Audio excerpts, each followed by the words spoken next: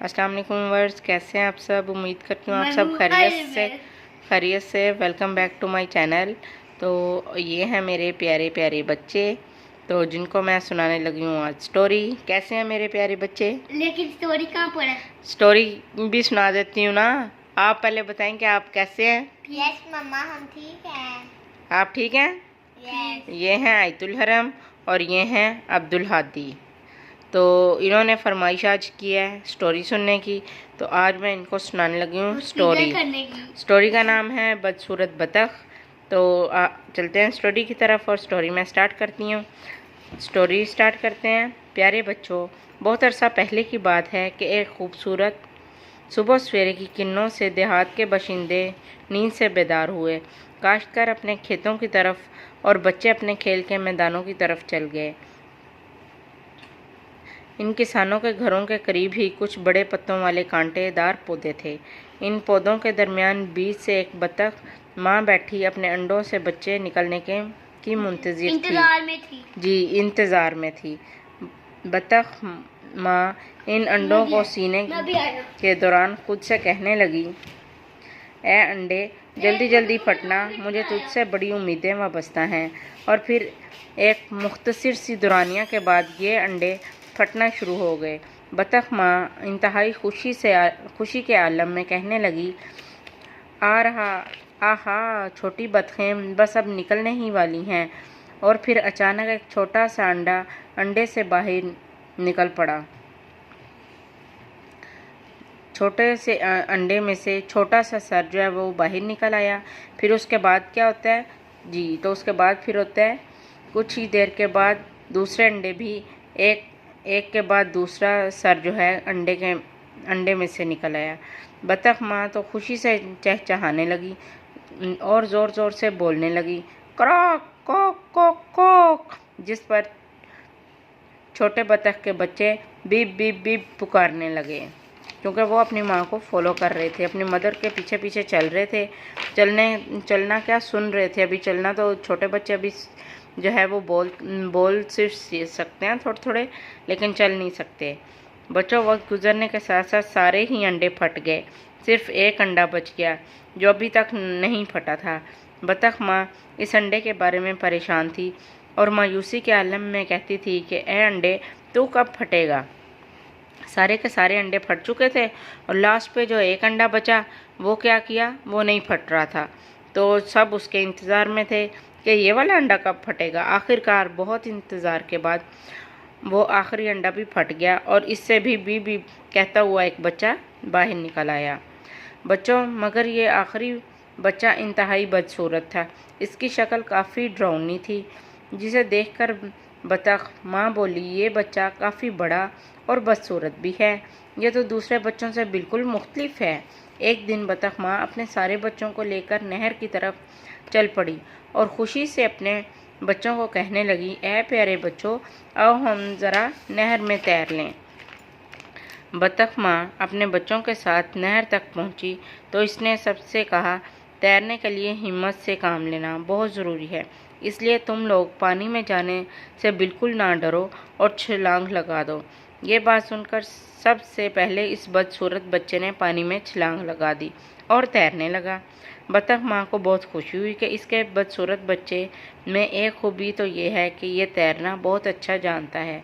बच्चों, इस दौरान एक और बतख आ गई और इस बतख माँ से कहने लगी कि तेरे एक बच्चे को छोड़कर बाकी सभी बच्चे खूबसूरत हैं। बतख माँ, जो इस वक्त अपने छोटे बच्चे के साथ तैर रही थी, कहने लगी, शायद तेरी ये बात दुरुस्त है, मगर हकीकत यह है कि वो बदसूरत बच्चा बहुत अच्छा तैरता है। बहरहाल कुछ ही दिनों में बहुत सारे बच्चे इसका मजाक उड़ाने लगे और इसे बदसूरत बतख के नाम से पुकारने लगे। गाइस, उम्मीद करती हूँ आपको ये वीडियो आपको पसंद आएगी। अगर आपको पसंद आए तो आप इसे लाइक ज़रूर कीजिएगा और बेल आइकन को दबाना बिल्कुल ना भूलिएगा और ज़्यादा से ज़्यादा शेयर करें। तो नेक्स्ट चलते हैं बच्चों। बतख माँ अपने दिल में सोचने लगी, कोई भी मेरे इस बच्चे को पसंद नहीं करता। दूसरी बतखें भी इस बदसूरत बच्चे को जो चूंचे मारने लगीं और मुर्गियाँ भी इस बच्चे को काटने लगीं। سب اس سے حقارت بھرا سلوک کرنے لگے۔ بچوں، ایک دن یہ بدصورت بچہ چیخ پڑا کہ کوئی مجھ سے پیار نہیں کرتا، میں کہیں بہت دور چلا جاؤں گا۔ پھر وہ علاقہ چھوڑ کر چل پڑا۔ بچوں، ایک طویل سفر کے بعد یہ بدصورت بچہ ایک دلدل میں جا پہنچا جہاں بہت سے خشکی میں رہنے والے ہنس رہے تھے۔ بدصورت بچہ ایک دلدل میں جا پہنچا جہاں بہت سے خشکی میں رہنے والے ہنس رہتے تھے۔ یہ راج ہنس اس سے بولے کہ اس کے باوجود کہ تم بدصورت ہو لیکن تم ہمارے ساتھ رہ سکتے ہو۔ اس طرح یہ بدصورت مسکین اور بیچارہ بچہ 2 دن تک اس کے ساتھ رہا۔ تیسرے دن صبح جب اٹھا تو ایک ناگہانی آفتن آن پڑی۔ بچوں، اس بدصورت بطخ نے فائر کی آواز بالکل اپنے قریب ہی سنی، جس کے بعد کتوں کے بھونکنے کی بھی آوازیں آنے لگیں۔ یہ شکاری تھے جو ہنس کا شکار کرنے آئے تھے۔ اس وجہ سے ہنس بدصورت بطخ سے چیخ چیخ کر کہنے لگا، یہاں سے دور بھاگ جاؤ۔ اب تو اس بدصورت بطخ کا جسم کانپنے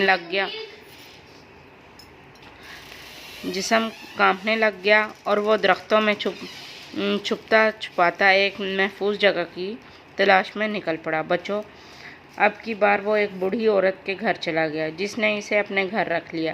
اس کے گھر میں پہلے بھی دوسرے جانور، بلی اور مرغی رہتے تھے۔ اس بڑھیا نے اس بدصورت بطخ سے پوچھا کہ تم بہت موٹے تازے ہو، کیا تم انڈے بھی دے سکتے ہو؟ اس بیچاری بطخ نے افسردہ ہوتے ہوئے کہا، نہیں، میں انڈا نہیں دے سکتا۔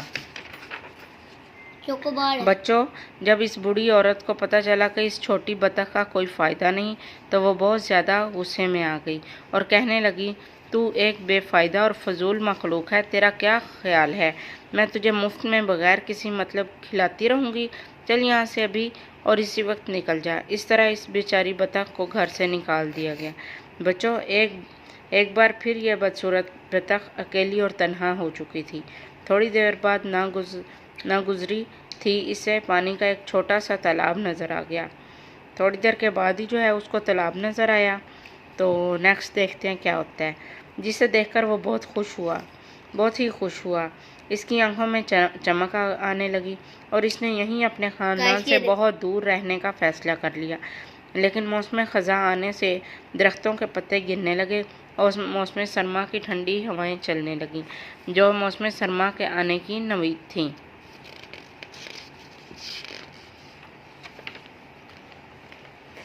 بچوں، جلد ہی موسم سرما بھی آ گیا جہاں کہ اس کے آنے کی توقع تھی۔ جیسا کہ موسم سرما آنے والا تھا اور اس کی جلدی آمد ہو گئی، مگر یہ بیچاری بطخ ان ٹھنڈی ہواؤں اور سرد موسم کے لیے بالکل تیار نہ تھا۔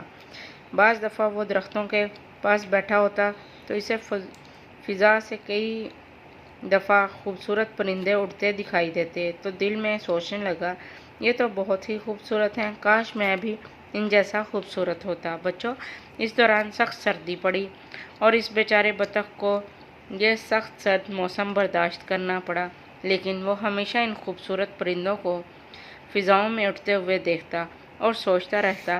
ایک دن جب میں صبح سورج طلوع ہوا اور ان کی گرم کرنوں نے ان کے پروں کو گرم کرنا شروع کیا تو اسے اندازہ ہوا کہ اب موسم بہار آنے والا ہے۔ یہ سوچ کر اس کا دل موسم بہار کے لیے مچلنے لگ گیا۔ بچوں، ہر گزرتے دن کے ساتھ سورج زیادہ گرم ہونے لگا۔ اب اس بدصورت بطخ کو محسوس ہونے لگا کہ وہ ایک طاقتور جوان بطخ ہے۔